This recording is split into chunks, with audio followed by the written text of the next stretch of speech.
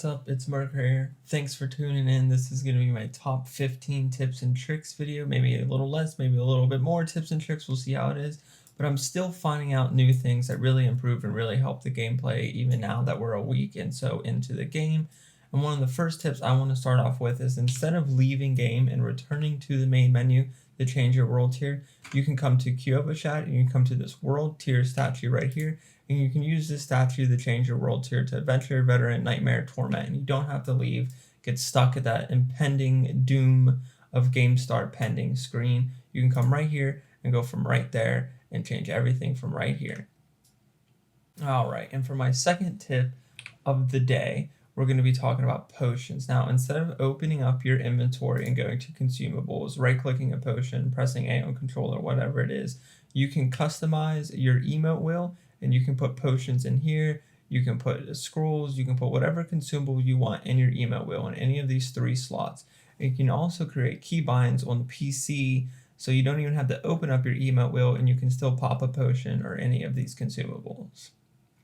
Right, for the third tip, we're going to be talking about material and stats. So materials, if you're wondering how many materials you have or to find them, you are able to go throughout this whole list right here. So you're going to go up into your inventory, go to material and stats, go over here to this top right chest icon, and you're going to go to materials. Now this is going to show you the number of materials you have, and it also is going to tell you what they're used for and where to get them. So let's start with Gallovine. Considered foundation to the study of alchemy, can appear nearly anywhere. So these will appear nearly anywhere on the map. These can appear nearly anywhere. I want to find one. Okay, found in Skosglen, Howler Moss, found in Fractured Peaks, found in Dry Steeps, found in Huizar. So if you're wanting to farm certain things for certain consumables, builds, whatnot, this will tell you where to obtain all of these. Coiled Ward, salvaged from legendary armor. So if you're wondering why I have no Coiled Ward, you got to salvage some legendary armor to get these items. Coming up on tip 4 here, if you keep going to the blacksmith and you're going directly in inventory and you're just getting rid of stuff like this, it's not that efficient. It takes a long time to click and go through everything. It's going to show you a much quicker way to salvage items very quickly. So for a keyboard, what you're going to do is you're going to go into your inventory and you're going to press spacebar on all the items that you don't want, and it's as quick as that. So you're going to X out everything you don't want, go into the blacksmith, salvage by item quality, you're going to do all junk. So that's everything you just clicked on, hit accept. There goes everything. Now, if you have a legendary stashed out in your inventory and you go in here and you do all junk, it is going to just take it straight out. So be careful when you are doing that to legendaries and items that you don't want, because it's not going to give you a warning screen. You're just going to salvage it right away. So coming up on tip 5, and this is kind of embarrassing because I did this. I just finished Act 5. I am starting at the last act, and I still didn't have my mount, and I was wondering, I was like, what point of the main story do we get our mount? Do we have to beat the whole game to get our mount? What do you have to do? So as soon as you finish Act 3, come back in the Kyovashad and come to Oscar the Stable Master, and he will have a side quest for you to get the mount. The side quest doesn't entail anything. All you do is click on him, talk to him, and you will unlock your mounts, your mount armors, and your trophies to put on those mounts. So coming up on tip 6, this is going to be with the alchemist. This is going to have to do with incense. If you're wondering what incense are, you're going to be using these incense on world boss instances. There's going to be multiple incense that you can use, like for chance this one increases armor by 200 for every nearby player.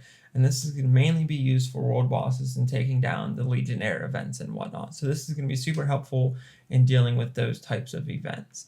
And then coming up on tip 7, we'll hit it right here. All your elixirs that you can craft and not craft are going to be in this craft elixir tab. It's going to show you the material cost of everything in here, and make sure you are grabbing these and constantly popping these while you're leveling. Even if you just take the one you can make the most of and pop it, you get that extra 5% experience. And some of these potions can make you super powerful. There's a couple, if you know you're going to be fighting a lot of cannibals, bandits, knights pendants, and cultists, you pop this and you're getting 20% more damage towards this type of person. And then also, don't forget to upgrade your potions. You're going to get a little icon right here around the Q for keyboard, and it's going to show you that gold up symbol that just wants you, it's just telling you to come down here and grab and upgrade your potion. All right, coming up here on tip number 7. If you were running early game, mid game, whatnot, and you found a really good aspect with the perfect roll, such as the one I have on my two-handed sword, and you don't want to imprint it on an item, and then 5 minutes later find a double roll of that item and with a much better weapon. Take your imprints that you really want, that are really crucial to your build, and throw them on your amulet. You are not going to be upgrading your amulet nearly as much as you're going to be upgrading everything else. I just recently switched over my amulet, but I had an amulet from like level 6 that I used up until almost level 50. So if you have an aspect you really like, throw it on your amulet, put everything else on everything else. You're not going to be upgrading your amulet as nearly as much as everything else. Up on tip 8, we're still at the occultist, and this is going to be going over imprinting items. Now, if you want to imprint an aspect on, say, your two-handed sword for that 100% power increase, that the aspect you have wants to give you 100% power increase as long as you put it on a two-handed sword. If once you imprint that aspect on a two-handed sword, whatever armor, weapon, it doesn't matter what you imprint it on, you cannot unimprint that and put it on something else. So if it's a really good aspect, I would kind of save it and use a weaker aspect of the same type until you get a really good roll on a really good weapon to throw that aspect on. Because if you take that perfect roll, you throw it on a weapon, and 2 levels later, you get a weapon that does double everything, you're not going to be able to unimprint that aspect and then re-imprint it. Coming up on tip 9 here, we're going to be talking about renown, and we're going to be talking about altars. Now, there has been a lot and back and forth with the altars. Do altars carry over? Do you have to do altars 3 separate times? No. One is, say you're on hardcore and you grab all the altars on hardcore. There's 160 altars in total. 4 of those altars give you paragon points.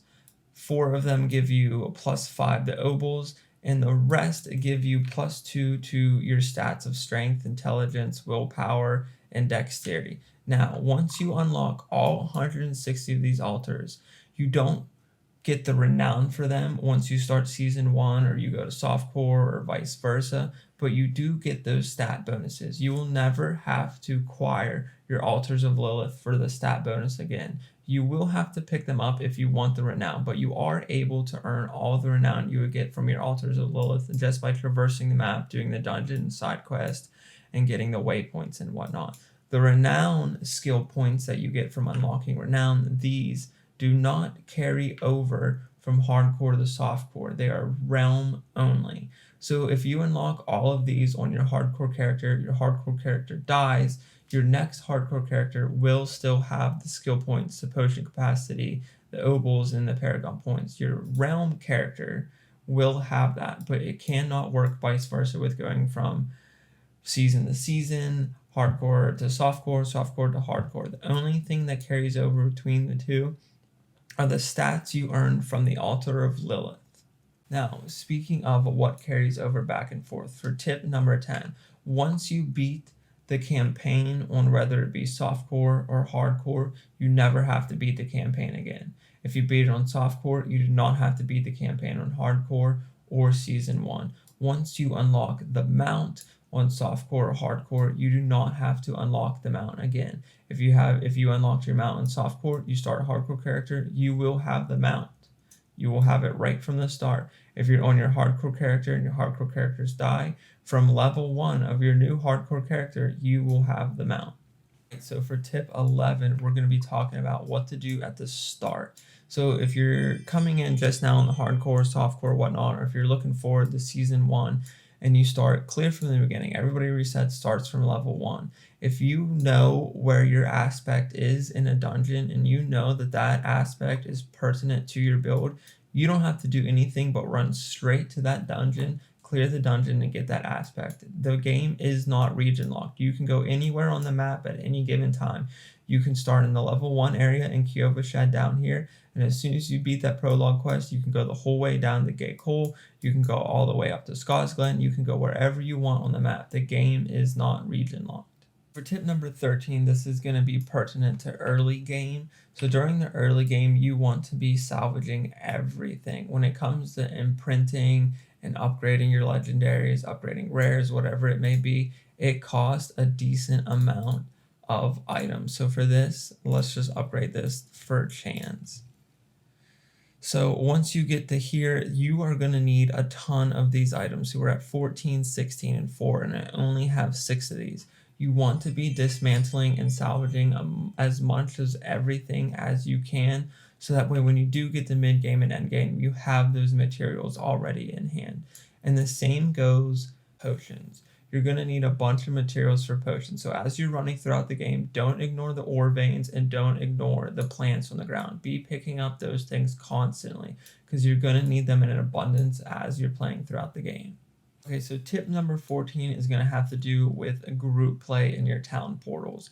If you are playing with other players and you want to teleport to where those players are, you can only do that from the main areas. So these waypoints that have the little castle icon on them, if you teleport to any of these, you can take this extra portal right here to teleport to your friends. Now you can only do that from Kiavashad, you can do that from Saragar, you can do that from Kedbaru, you can do it from Zarbinet, and you can do it from, I don't have the place unlocked, but you can do it in each region. There's one waypoint in each region that you can TP to your friends from.